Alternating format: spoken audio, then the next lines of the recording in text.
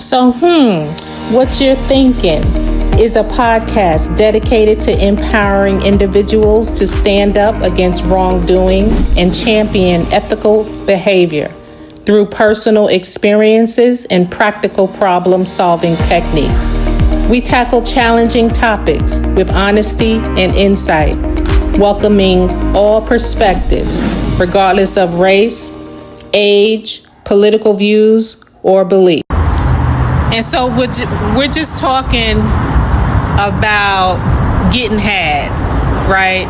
And so I'm like, I was beating myself up a little bit, but then it's like, no, I'm not the only one in this world. So like I just told you, I'm gonna do a little research, but I wanted your opinion on that.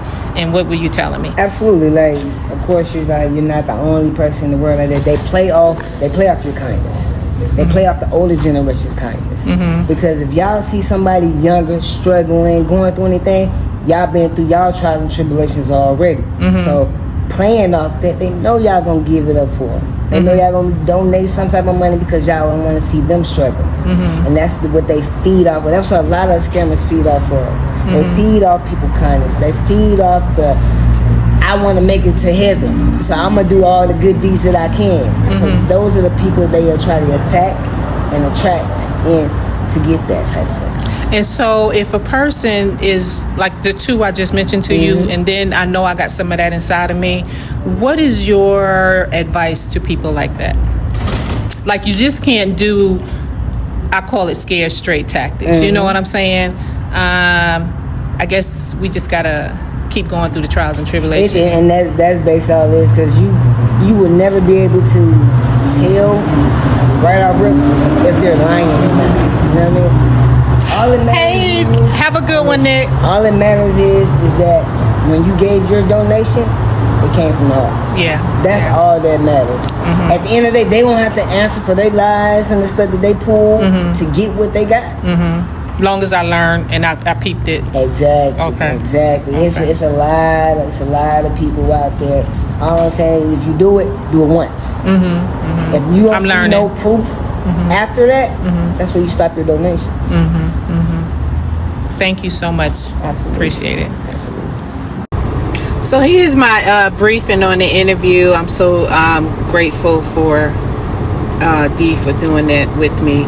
But lessons I took from it about mistruths and protecting yourself. So we discussed the situations where people misrepresent the truth to gain money or assistance.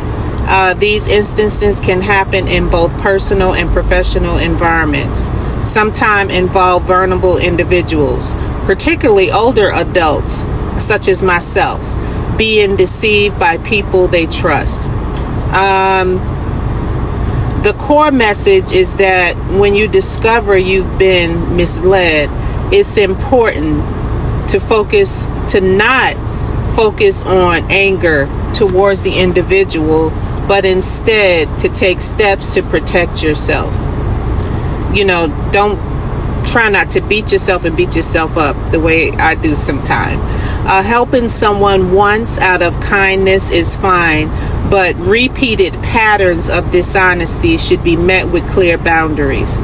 It's also important to recognize that when people lie or deceive, the responsibility for that dishonest behavior lies with them, not with the person who acted out of generosity.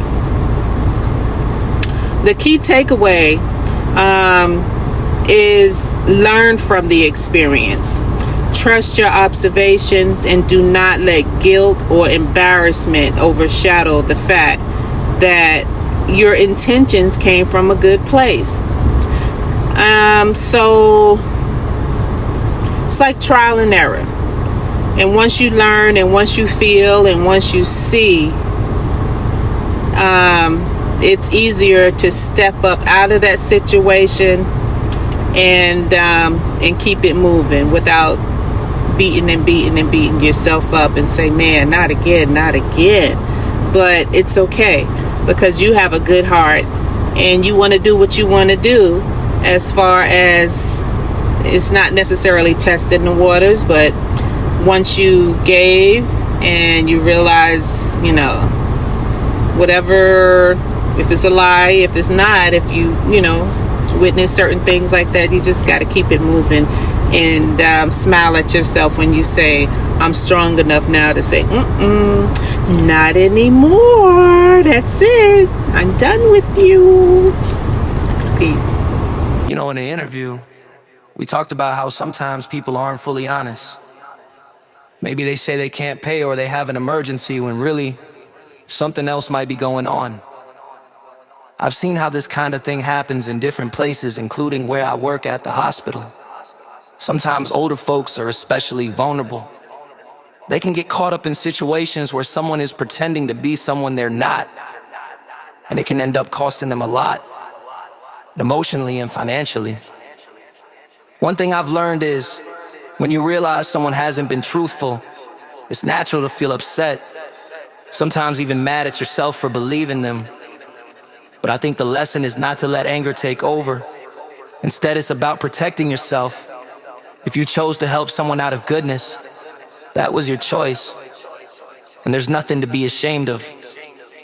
If you notice a pattern of dishonesty, it's okay, important, even, to set boundaries and say, no more. At the end of the day, if someone decides to be dishonest, that's on them, not you. All you can do is learn from it. Remember to trust your instincts and keep moving forward with kindness, but also with a little more caution.